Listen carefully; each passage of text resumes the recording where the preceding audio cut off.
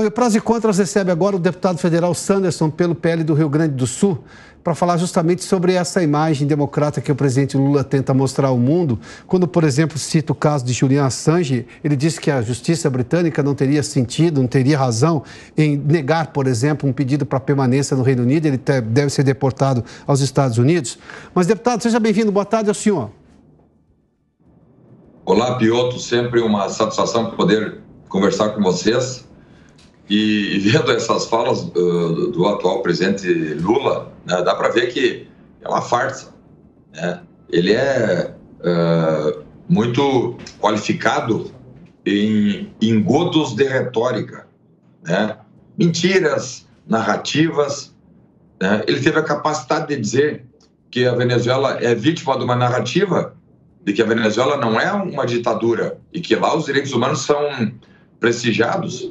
Então, a hipocrisia toma conta de Lula da Silva, né? E agora ele com esse discurso é um sofisma, né? Um discurso que na prática não coaduna com a realidade, porque como ele tem o desplante de dizer que se preocupa com direitos humanos desses estrangeiros, se aqui no Brasil nós temos hoje meia dúzia de pessoas presas ainda, jornalistas inclusive, um ex-deputado federal, Daniel Silveira, continua preso. Qual é o crime que cometeu?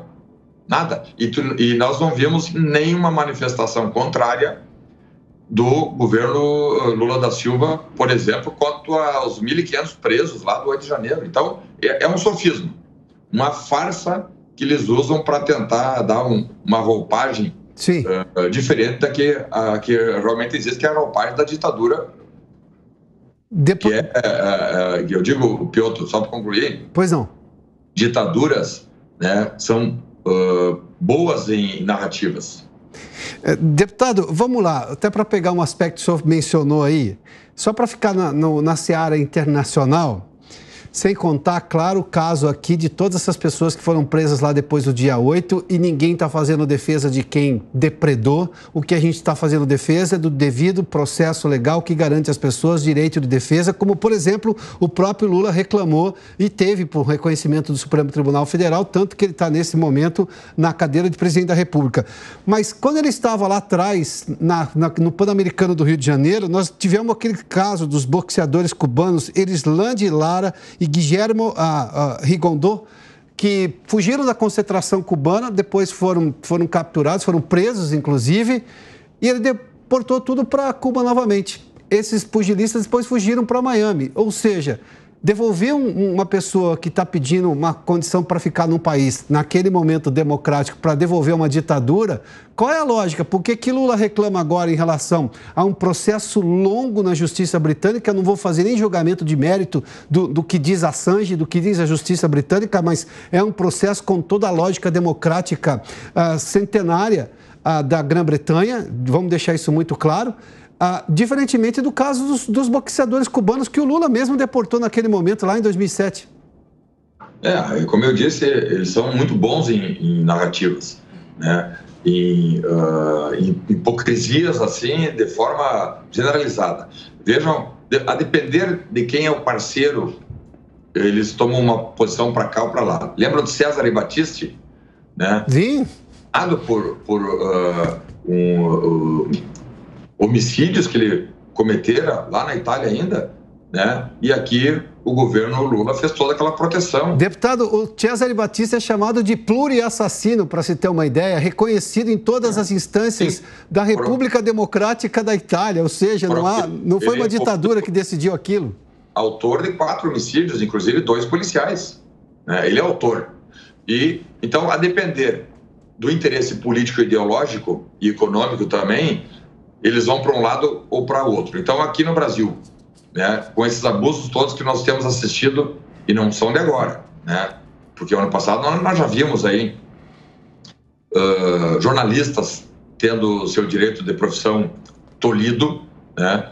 Atualmente, hoje, ainda temos presos, que eu digo presos políticos, porque, afinal de contas, sim, se tu não tem um crime formalizado, com culpa formada, né? Qual é a razão de termos ainda, eu acho que em torno de 300 presos, porque eram 1.500 presos, boa parte foi colocado em semi-liberdade. Eu digo semi-liberdade porque estão com tornozeleira eletrônica. Então, o atual governo nada fez para denunciar esses abusos que brasileiros têm sofrido no campo dos direitos humanos. Agora quer fazer um discurso, né, jogando para a torcida quanto a essa situação envolvendo a Grã-Bretanha. Um absurdo. Mas, como eu disse, Piotr, quando Lula recebe, a palavra até é meio pesada, mas quando Lula pratica da guarida a um foragido internacional, que é Nicolás Maduro, omisiando. Ele omisiou Nicolás Maduro aqui por 3 dias, né? Porque a reunião que foi realizada aqui com os chefes de Estado foi num dia só. Nicolás Maduro veio já 2 dias antes e estava aqui, sabe-se lá fazendo o quê? Com aviões que entraram no Brasil sem fiscalização, pelo que consta, e que vieram da Venezuela sem os transponders ativos. Para quê? Para fugir dos radares internacionais, né? Então, quem omisia da guarida a um criminoso que atenta contra a vida de seus adversários, oprimindo a população venezuelana.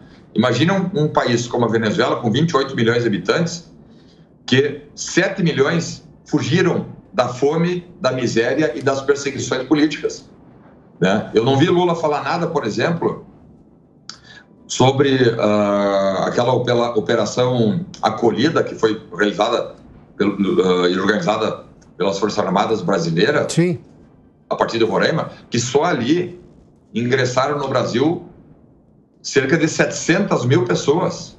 Isso aí tem obras registradas, a imprensa cobriu de forma diuturna a fuga, aquela diáspora a partir da Venezuela entrando no estado de Roraima, e nada disso foi referido pelo atual governo Lula. Então, assim, são farsantes que usam retóricas mentirosas para iludir muitos brasileiros que ainda acreditam que o atual governo brasileiro é um governo democrático, quando, na verdade, não é um governo democrático.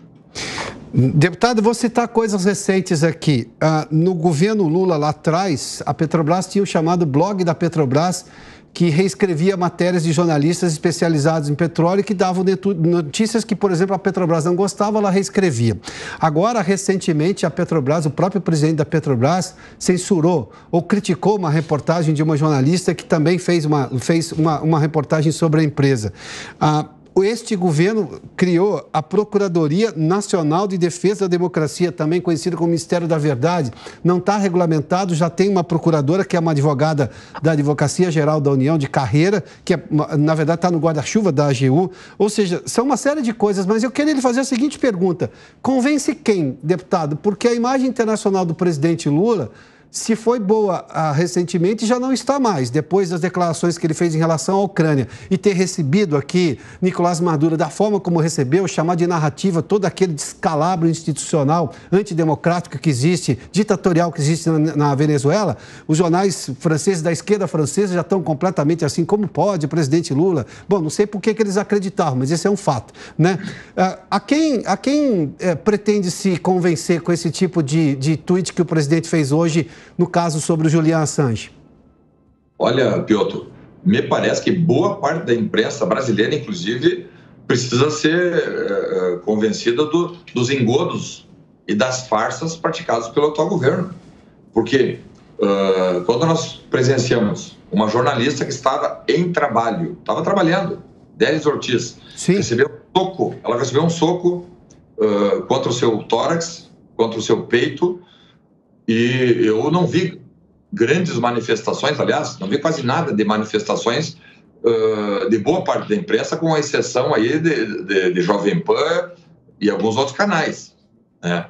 Então, há sim eu diria quase que uma parceria, né, com o sistema, com empresas de jornalismo que não têm compromisso com a seriedade, infelizmente, com a notícia idônea, e que, em alguns momentos, passa um pano para um responsável que está ocupando o Palácio do Planalto.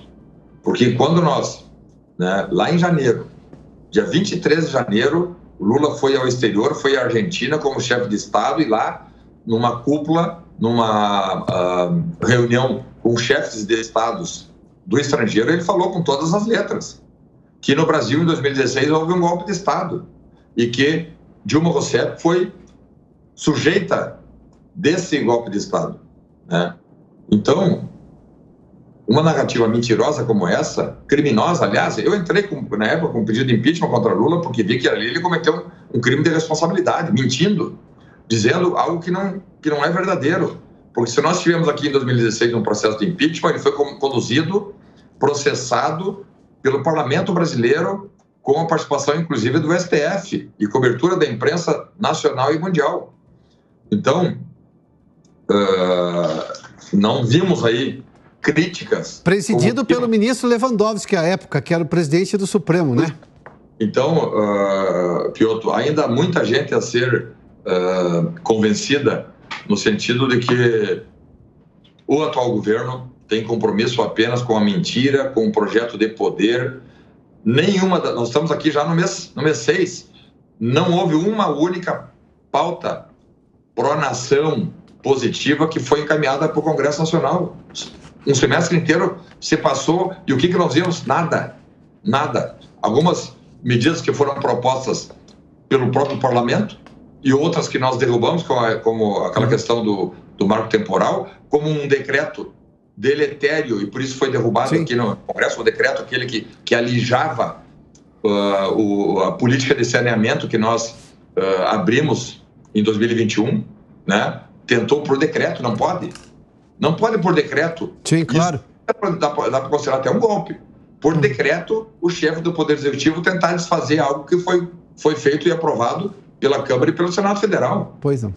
E por isso derrubamos aquele decreto e espero que a Câmara Federal, que o Parlamento tenha sobriedade, tenha disposição para enfrentar esses abusos que têm sido recorrentes por parte de alguém que acha que está num sistema antigo lá. Porque quando o Lula chegou em 2002, 2003, né, ele literalmente deitou e rolou porque não havia uma posição firme. PSDB, na época, fazia uma oposição muito tíbia, morna. E hoje nós temos aqui um grupo de pelo menos 80 parlamentares federais na Câmara e no Senado dispostos a não aceitar esses engodos, essas sandices que tem partido do Palácio do Planalto. Deputado Sanderson, muito obrigado pela participação aqui na Jovem Pan. Boa tarde ao senhor, hein? Obrigado, Piotr. Um abraço. Boa semana para nós todos. Deputado Sanderson é do PL do Rio Grande do Sul, conversou conosco aqui no Prós e Contras.